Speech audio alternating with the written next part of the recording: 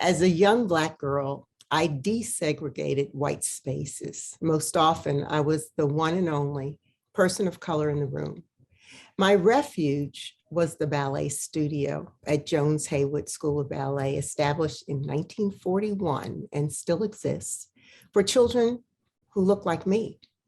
They molded me into a dancer, but more importantly, they taught me life's survival skills, particularly important for those of us breaking barriers, trailblazing, excelling in the 50s, 60s, 70s, 80s in America. Ballet became my safe and sacred space. I found my tribe. I was required to perform throughout my 4-decade career on many stages throughout the world. As a diplomat, a foreign policy and trade negotiator, a public affairs and communications executive, as a corporate executive in telecommunications, I was required to employ cultural and commercial diplomacy. But dance remained my cornerstone. I found a ballet class wherever I traveled and lived in the world. When I was with my tribe in the ballet studio, we all communicated perfectly, whether we spoke the same language or not. We spoke the language of ballet. My ballet training gave me the skills to navigate complex spaces, and I contributed to be one of the only Black people, woman, and most often both, in the room. But the strength, confidence, performance skills, and perseverance developed as a young ballet student made me a sometimes unconscious and circumstantial disruptor early in my life. In my world of education, academia, desegregating schools in the US, in primary, secondary school, at undergraduate school at Vassar, at university in Madrid, in graduate school at Johns Hopkins University, then in my long, multidimensional professional career, I was a strategic disruptor.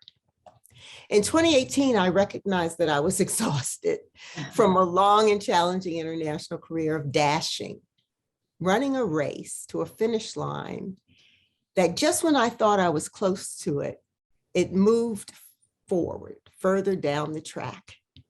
Given how many races I ran, I often would have finished in first place.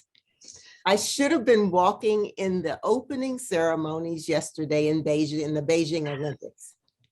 What I gained through running those races, dashing through most of my life with ballet, dance, creative endeavors as my touchstone, I wanted to live in my dash.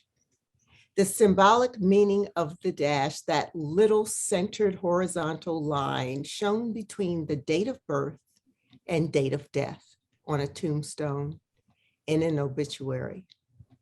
So what did I do?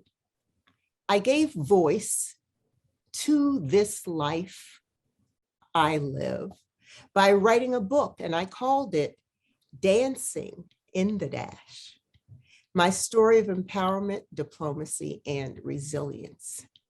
I felt a responsibility to tell my story intentionally, making it and the themes universal so that humans anywhere could find resonance and relevance. I used a beautiful sculpture that I own by Tina Allen as the cover of that book because it signifies so much to me. I own that sculpture, it's in my home. It signifies to me balance because that dancer is on demi-pointe standing on a globe, balancing. And sometimes in ballet, we find our balance, hopefully, through training, bar work, technique, and sometimes we lose it.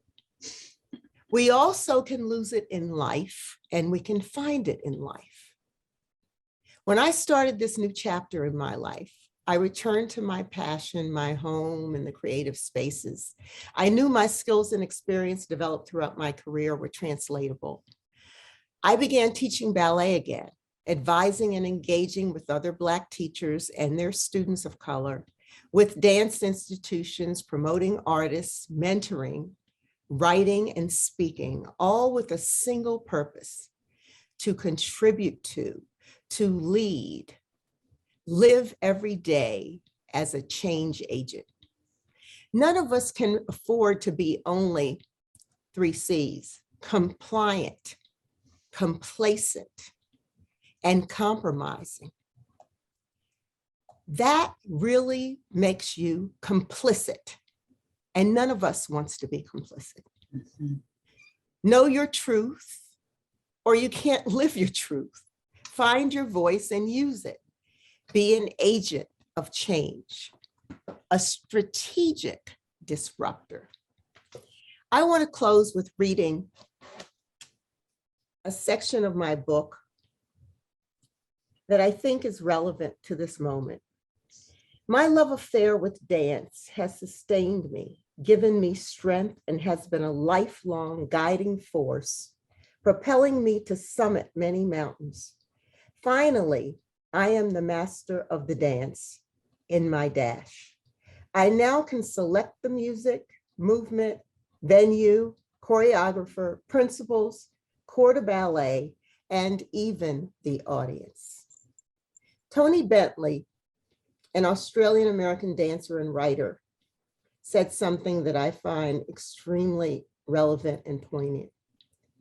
She said, "I learned that discipline is not negotiable. Grace is a consequence of humility.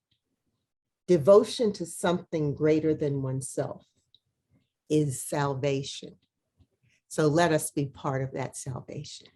This has been an honor and a privilege to be with you. Thank you. Thank you. Thanks, everyone.